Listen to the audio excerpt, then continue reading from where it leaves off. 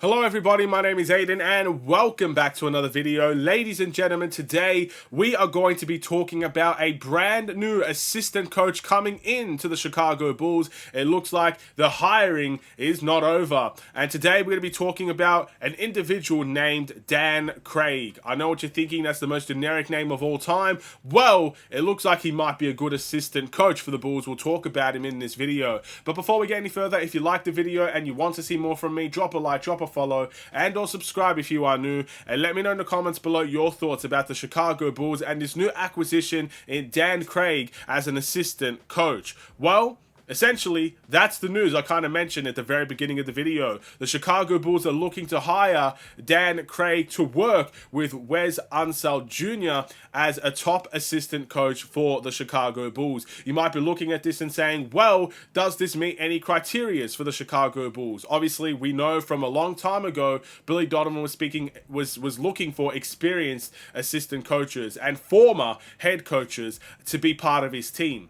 Well, he does fit in some of those categories here. Now, I'm reading this from NBC Sports Chicago, and an article they wrote about this. But basically, Dan Craig worked under Erik Spoelstra in Miami, and he also worked in Ty Lue's as Ty Lue's associate head coach with the Los Angeles Clippers. That's pretty good experience right there. Working under Erik Spoelstra for 4 seasons is quite impressive.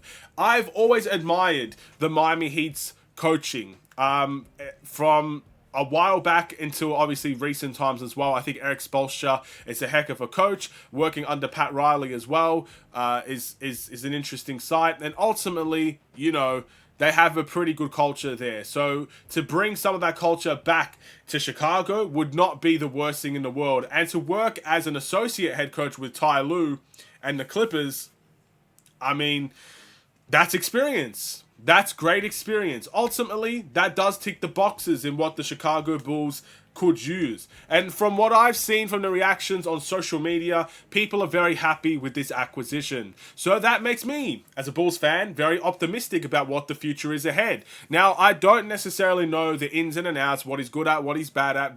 I just don't know that information at the end of the day. But one thing I can take away is that the experience that he will have will help this Bulls team. Working with the Heat and Heat culture will come back to this Bulls team and it will help us. Working with Ty Lue, who has been in very, very good situations where he's won championships and he's been in the playoffs for so long and people rave about him as a coach, even though, of course, maybe the teams at some point did want him to go. Regardless, he's been in very good coaching situations. Working under him would be a nice thing, and that's something that's going to help the Bulls as well. So all I could really say about this situation is what I've been saying for a while. Billy Donovan wanted something.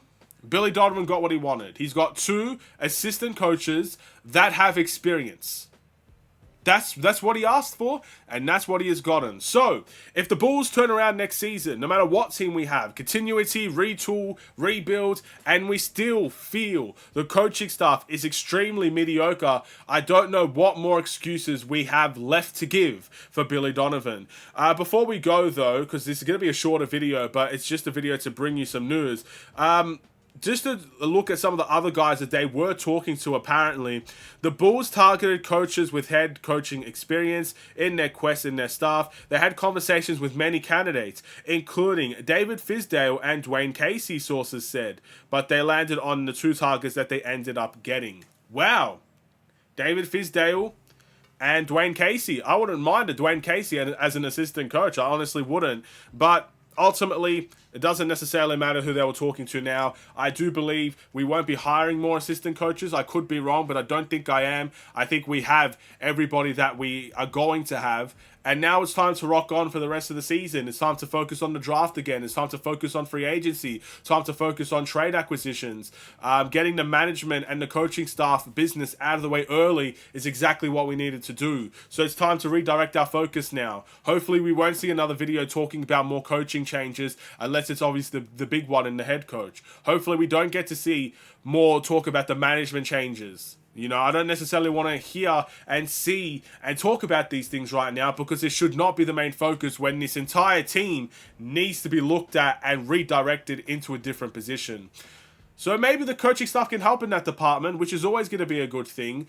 With that being said, though, let me know what you think about this acquisition. Is it the right acquisition? Is it the wrong acquisition? Do you care about experience in the assistant coaching role? Or do you think it's something that could be helpful, but doesn't necessarily define how good an assistant coach will and can be? Thank you so much for watching. Drop a like and a follow, and or subscribe if you are new. And I will see you in the next one. Stay safe, stay healthy, and stay tuned for more. Take care, and peace.